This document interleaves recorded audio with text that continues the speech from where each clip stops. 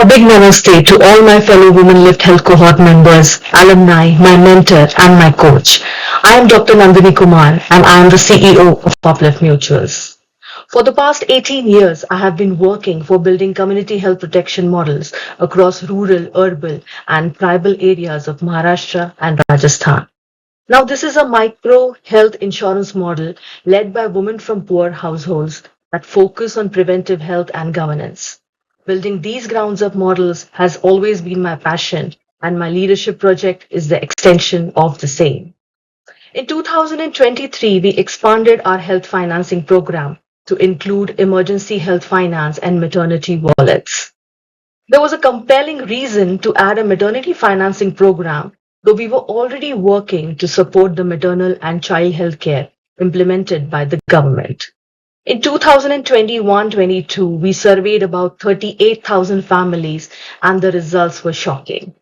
Poor households were taking loans at 60 to 120% for maternity.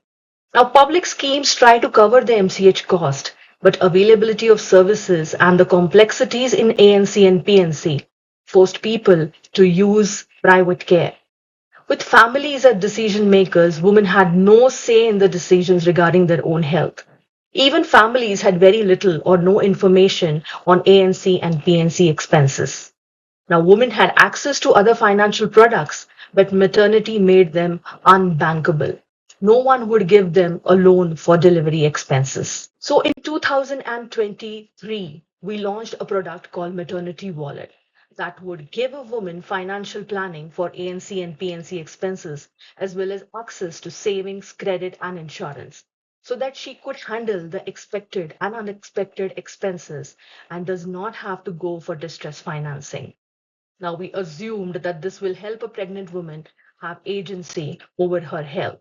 Product has been running for a year now, and my leadership project is to review and re engineer this product to ensure the agency in decision making, resulting in better health outcomes and reducing the financial vulnerabilities.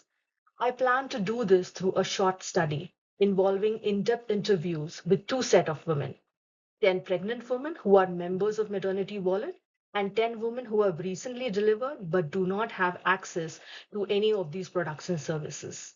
Now, the data and feedback gathered from these 20 women will highlight four important points that will be very crucial for the product iteration. Does financial planning help in managing ANC and PNC expenses? Does access to financial product enable decision making? Are there any other additional cost and services that should be considered as product benefits? If and how maternity wallets will reduce the maternity out of pocket expenses. Now, my leadership project has started in October 24, and I plan to complete the final product by the end of 2025. I have completed 60% of the interviews, but I cannot stop myself from sharing some interesting findings that I'm sure will add to the extra features in the wallet. The first one was very obvious. 80% of women had no agency whatsoever in deciding where to go. 60% of them went to public hospital and have shared horrifying stories.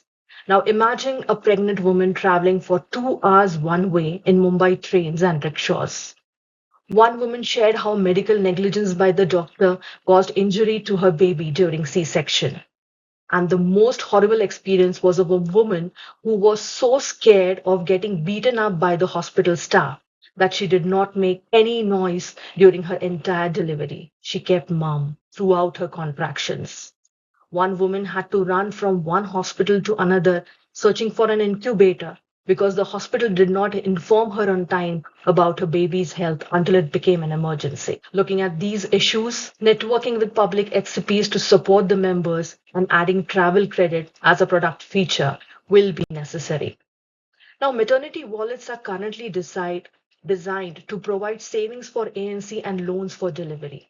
My study shows this is not enough, both event-wise and cost-wise, which means maternity wallets will need to expand what they cover and how much they cover. My study also found out that there was an average increase in private care caused by 35% from our baseline data in 2022, which means going forward, we need to build higher credit options. Through the in-depth interviews, we also found out what pregnant women want apart from financing.